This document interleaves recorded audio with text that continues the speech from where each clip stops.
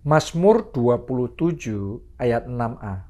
Maka sekarang tegaklah kepalaku, mengatasi musuhku sekeliling aku.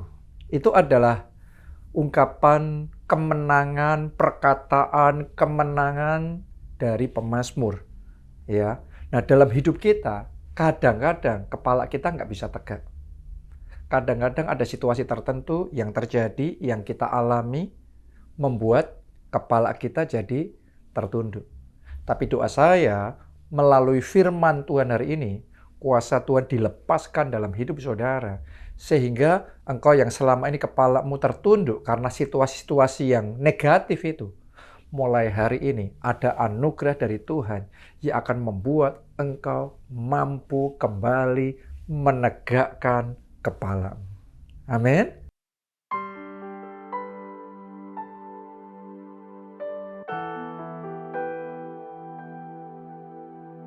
Nah, mari kita belajar terlebih dahulu. Apa yang seringkali menyebabkan kepala kita nggak bisa tegak dan bahkan tertunduk? Ada beberapa ya, saya mulai yang pertama, yaitu karena kehilangan. Oke, ketika Adam dan Hawa kehilangan Taman Eden. Anda masih ingat mereka jatuh dalam dosa, terus kemudian diusir keluar. Mereka tadinya hidup dalam kelimpahan, sekarang dipotong semua itu. Dari kehidupan kelimpahan, dari Taman Eden itu. Susah pada waktu itu untuk mereka menegakkan kepala mereka. Mereka tertunduk.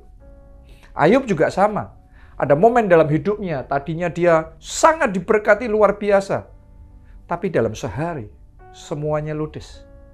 Semuanya habis. Harta kekayaannya tidak tersisa sama sekali. Anak-anaknya mati semuanya. Istrinya meninggalkan dia. Dalam keadaan yang kayak gitu, siapapun orang susah untuk menegakkan kepalanya. Betul?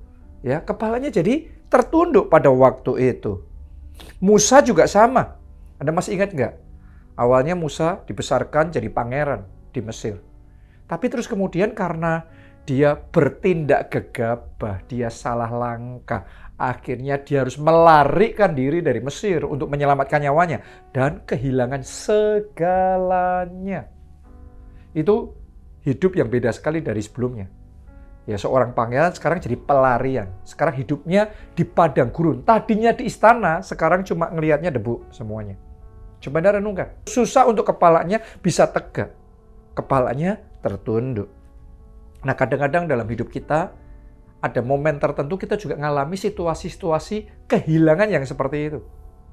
Kehilangan pekerjaan. Kehilangan rumah mungkin. Kehilangan aset yang berharga buat saudara, kehilangan posisi, kehilangan jabatan, kehilangan promosi yang sudah Anda nantikan tapi hilang. Nah, saya mau ngomong sama saudara, ya, kondisi seperti itu bisa menyebabkan kita jadi tertunduk untuk sesaat. Ya, apalagi penyebabnya. Yang kedua, disebabkan oleh kekalahan. Ibaratnya kalau tim sepak bola pulang dari bermain dan mengalami kemenangan, itu sekota bisa merayakan dengan gegap gempita. Tapi tim sepak bola yang sama, kalau kalah, pulang ke kotanya, mungkin orang nggak ada tahu kalau mereka pulang. Kenapa? Diam-diam.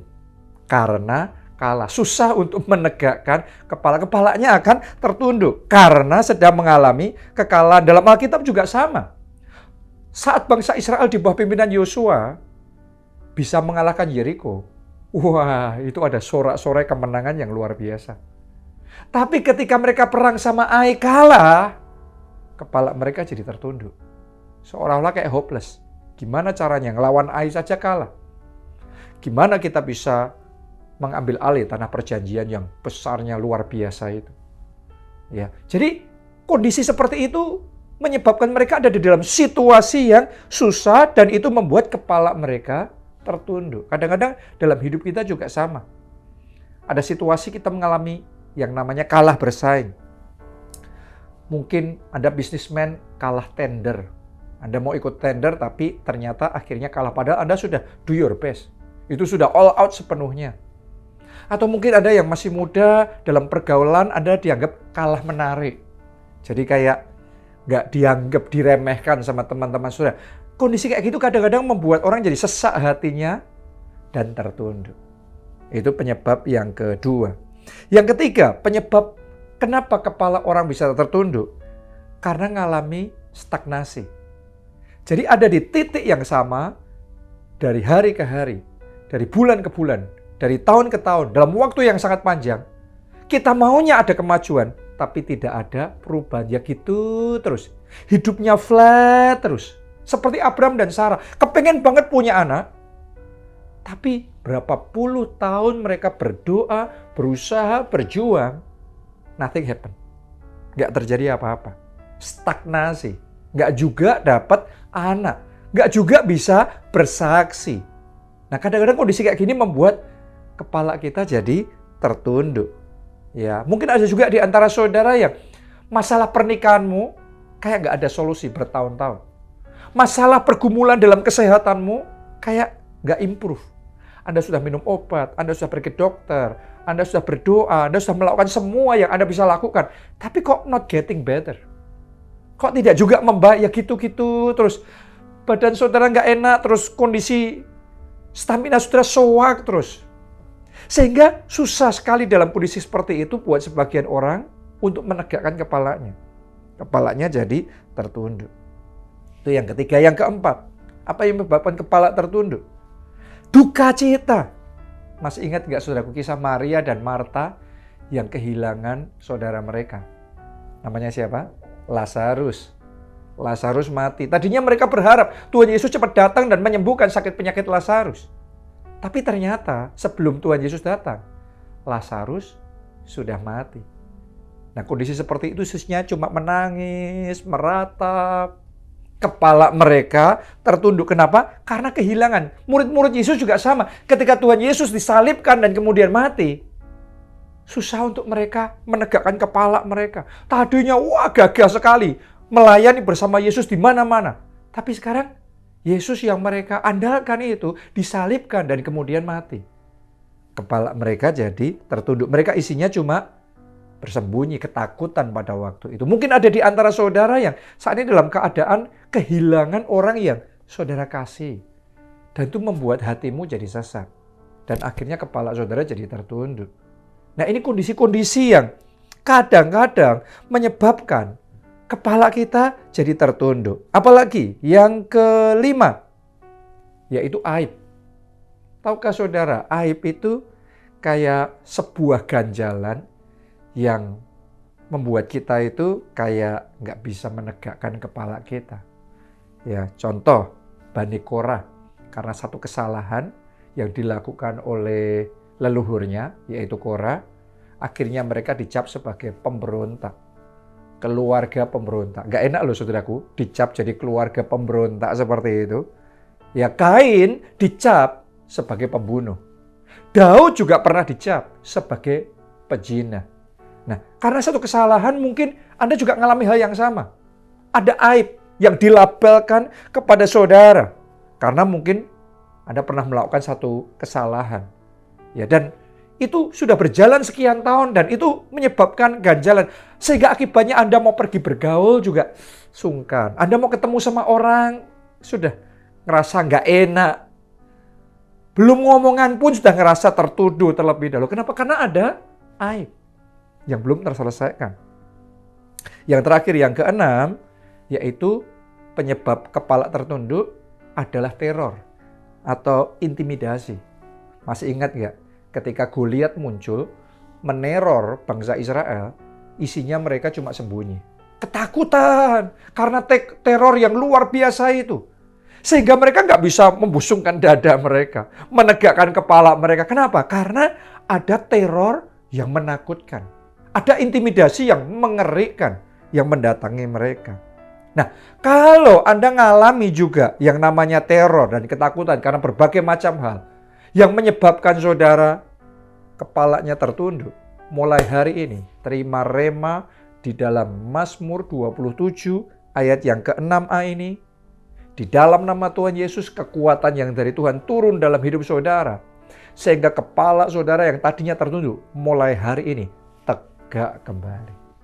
Saudara mau kepala saudara bisa tegak kembali? Seperti pemazmur ngomong, maka sekarang tegaklah kepalaku. Oke, demikianlah juga saudara, mulai sekarang tegaklah kepalamu.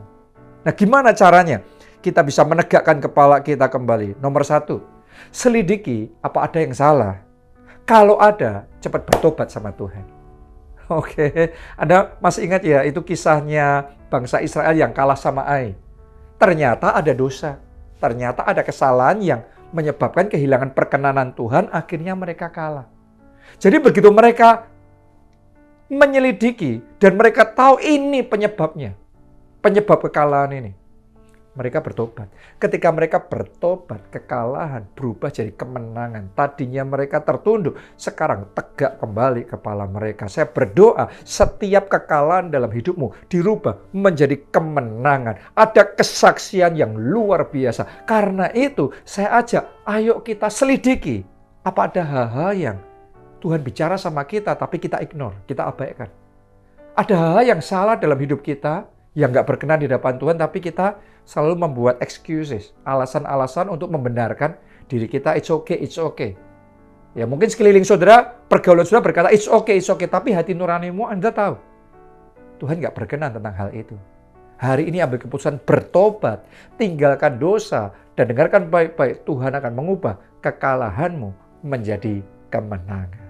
Oke, itu yang pertama. Yang kedua, kalau saudara mau menegakkan kepala saudara, sadari bahwa Dia yang menyertai engkau terlebih besar. Oke, daripada masalah kita, daripada persoalan kita. Kadang-kadang masalah kita yang sesungguhnya bukan masalah itu sendiri. Tetapi perspektif kita yang keliru terhadap masalah kita itu yang jadi masalah yang sesungguhnya. Oke, itu yang dialami oleh Elia. Dia bisa takut sama perempuan ratu namanya Isabel. Ini aneh. Kenapa? Karena terhadap suaminya, terhadap rajanya yang lebih tinggi otoritasnya dan melawan 450 nabi Baal pun, Elia berani. Dan Elia menang. Akan tetapi melawan seorang perempuan yang cuma menggertak saja, Elia ketakutan. Kenapa? Karena waktu itu dia dalam kondisi capek. Orang dalam kondisi capek, mikirnya nggak bisa jernih. Akhirnya salah ngambil keputusan, salah ngambil kesimpulan. Bisa jadi kita ketakutan, kita dalam kondisi panik karena kita salah ambil kesimpulan. Kita pikir masalah kita begitu besar, padahal sesungguhnya kita punya Tuhan yang lebih besar. Kita punya Tuhan yang lebih berkuasa. Kita pikir yang kita hadapi powerful sekali. Padahal Tuhan yang lebih powerful ada di pihak kita. Siapa lawan kita? Begitu perspektif kita diluruskan. Yang salah jadi benar. Saya mau ngomong sama saudara. Masalah yang sama bukan lagi masalah. Masalah yang sama tidak lagi masalah. Bahkan masalah akan dirubah jadi mahkota. Oke, itu yang kedua. Yang ketiga, kalau Anda ingin kepalamu tegak kembali, minta hikmat untuk menyelesaikan masalah. Oke, dalam setiap masalah, tolong Anda yakini, pasti ada jalan keluarnya. Pasti ada solusinya. Pasti ada caranya untuk mengatasi hal itu. Walaupun kita belum tahu solusinya, kita belum ngerti jalannya gimana, dan rasanya kok nggak mungkin. Tapi kita harus berani percaya dulu bahwa dalam setiap masalah pasti ada caranya, ada solusinya, ada jalan keluarnya. Bahkan kalau tidak ada jalan, Tuhan yang buat jalan buat kita. Karena itu minta hikmat dari Tuhan untuk nunjukin gimana caranya handle masalah. Begitu kita dapat hikmat itu, dan kita kerjakan apa yang Tuhan suruh kita lakukan, maka Anda akan melihat solusi terjadi. Anda akan melihat ada jalan keluar. Maka Anda akan melihat kemuliaan Tuhan dinyatakan dalam kehidupanmu. Yang terakhir, yang keempat, minta Tuhan turut campur, mengambil alih masalah kita. Nah, kenapa kok saya ngomong begitu? Karena memang ada hal-hal tertentu dalam hidup kita. Sejujurnya secara manusia itu di luar kemampuan kita. Nah, kalau itu di luar kemampuan kita, itu bagiannya Tuhan. Tuhan yang ambil alih. Dan kalau Tuhan yang ambil alih, tidak ada yang mustahil. Kalau Tuhan yang berperkara, kalau Tuhan di pihak kita, siapa lawan kita? Maka duka cita akan dirubah menjadi sukacita. Kain kabung kita akan dirubah menjadi tari-tarian. Aib kita akan dirubah menjadi kesaksian, menjadi kemuliaan Tuhan dinyatakan dalam hidup kita. Itu sebabnya minta grace, minta anugerah dari Tuhan untuk saudara jadi pemenang. Bahkan lebih dari pemenang, sehingga mulai hari ini engkau bisa berkata seperti pemazmur, maka sekarang tegaklah kepalaku, mengatasi lawan-lawanku yang ada di sekelilingku. Ada kemenangan terjadi dalam hidup saudara. Salam keluarga Allah, Tuhan Yesus memberkati.